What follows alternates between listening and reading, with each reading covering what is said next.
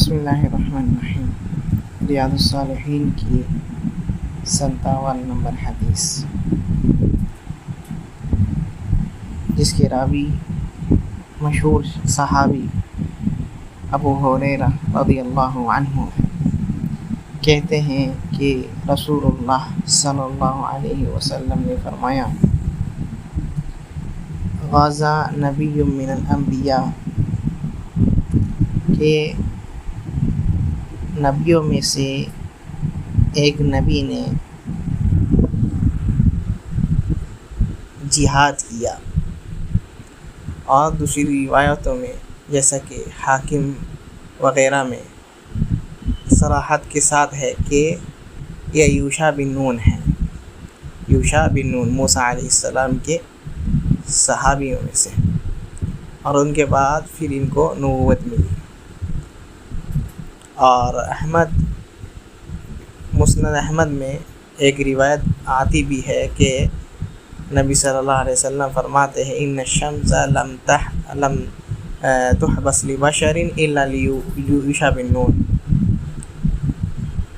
کہ سورج کسی انسان کے لیے نہیں روکا گیا سوائے یوشع بن نون کے لیے۔ اور جو نبی صلی اللہ علیہ وسلم کے بارے میں آتا ہے کہ نبی صلی اللہ علیہ وسلم ایک بار لیٹے ہوئے تھے، حضرت علی رضی اللہ عنہ لیٹے ہوئے تھے، اور نبی صلی اللہ علیہ وسلم آ کر کے پوچھتے ہیں کہ نماز پڑھ لیے عصر کی، اور عصر کا وقت ختم ہونے والا تھا، تو کہتے ہیں نہیں، تو دعا کرتے ہیں اللہ تعالیٰ سے، اللہ تعالیٰ تھوڑا یہ سورج کو روک دے تاکہ نماز پڑھ لے،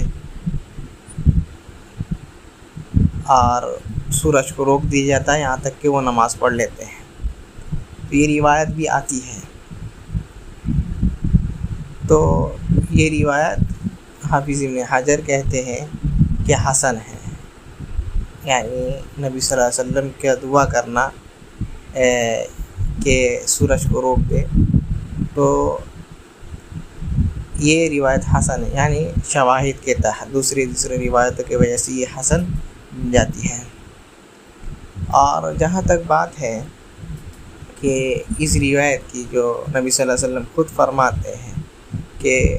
یوشع بن نون کے علاوہ کسی اور کے لیے سورج نہیں روکا گیا، تو اس کا مطلب یہ ہے کہ مجھ سے پہلے کسی اور کے لیے جو ہے نہیں روکا گیا سورج کو۔ اور کچھ روایتیں آتی ہے داؤد علیہ السلام کے بارے میں، اور دوسرے اس میں کہ سلیمان علیہ السلام کے بارے میں، تو اکثر روایتیں ضعیف ہیں۔ جہاں تک بات ہے نبی صلی اللہ علیہ وسلم کے بارے میں وہ روایات کہ نبی صلی اللہ علیہ وسلم خندق میں گئے تھے، اور کیا ہے، خندق میں گئے، وقت ہو چلا تھا عصر کا، تو نبی صلی اللہ علیہ وسلم دعا کرتے ہیں، اللہ تعالیٰ پھر جو ہے سورج کو روک دیتے ہیں، تو یہ بھی ضعیف معلوم ہوتی ہے۔ حافظ ابن حجر کہتے ہیں اگر یہ ثابت ہو جائے، یعنی اس کی سند اگر ثابت ہو تو یہ تیسرا قصہ ہوگا، لیکن اس کی سند جو ہے ضعیف معلوم ہوتی ہے، کیونکہ خود بخاری مسلم میں یہ روایت ملتی ہے کہ نبی صلی اللہ علیہ وسلم کہتے ہیں کہ ملأ اللہ قبورہم وبیوتہم نارا شغلونا عن صلاة الوسطی، اللہ تعالیٰ کفار مشرکین کے گھروں اور قبروں میں آگ بھر دے، کیونکہ ان لوگوں نے ہم لوگوں کو صلاۃ الوسطی یعنی عصر کی نماز سے ہم لوگوں کو مشغول کر دیا، تو مشغول کر دیا تو رکا کب سورج؟ تو یہ اس کے خلاف نظر آتی ہے، اللہ اعلم۔ تو کہتے ہیں کہ یہ جو نبی ہے یوشع بن نون علیہ السلام اپنے قوم سے بولے لا یتبعنی رجل ملک بضع امرات وهو يريد ان يبني بها، میرے ساتھ وہ آدمی نہیں آئے جو کہ ایک عورت سے نکاح کیا ہے اور ابھی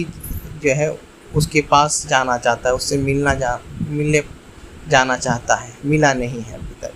نکاح کیا جہاد کے لیے آ گیا ہے، تو وہ میرے ساتھ نہیں آئے۔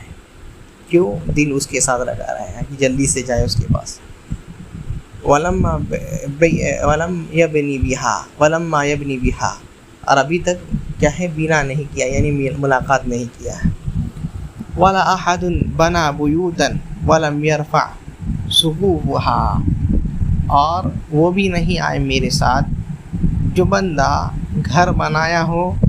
اور گھر کا چھت نہیں بنایا، گھر کی چھت جو ہے نہیں بنایا ہو، کیوں؟ اس میں اس کا دھیان رہے گا۔ ولا احد اشترى غنما او خلیفات وهو ينتظر ولادها، اور وہ بندہ بھی میرے ساتھ نہ آئے جو کیا ہے بکریوں کا پورا یہ چھوڑ کر کے آیا ہے، یا کچھ چھوڑ کر کے آیا ہے، اپنی بیوی کو چھوڑ کے آیا ہے جو اولاد دینے والی ہے، یا بکریوں کو چھوڑ کر کے آیا ہے جو اولاد دینے والی ہے، وغیرہ وغیرہ، تو وہ میرے سامنے ہے۔ کیوں؟ سب کا دل جو ہے واپس جانے کے لیے لگا رہے گا، تو جہاد میں دھیان نہیں رہے گا، دل اس میں لگا رہے گا، یا پھر ہو سکتا ہے اخلاص ختم ہو جائے، وغیرہ وغیرہ۔ فغزا فدنا من القریہ صلاۃ العصر او قریبا من ذلک، تو کیا ہے کہتے ہیں کہ جب جہاد کرنے کے لیے چلے گئے تو ایک کیا ہے یہ میں گاؤں میں آ گئے، اور تب عصر کا وقت ہو گیا یا اس کے قریب ہو گیا، تو فقال للشمس، تو انہوں نے سورج سے کہا یہی بات جس کی بات پہلے بولے گئی کہ ان کے لیے سورج روکا گیا، یہ بھی اللہ تعالیٰ کی طرف سے ہے۔ تو کہتے ہیں انکی مأمورۃ وانا مأمور، تم کو بھی حکم دیا گیا ہے، تم بھی اللہ تعالیٰ کے حکم میں چلتے ہو، مجھے بھی حکم دیا گیا، میں بھی اللہ تعالیٰ کا حکم میں چلتا ہوں۔ اللہم حبسها علینا، کہ اللہ تعالیٰ اس کو جو ہے ہمارے لیے روک دے۔ فحبست حتی فتح اللہ علیہ،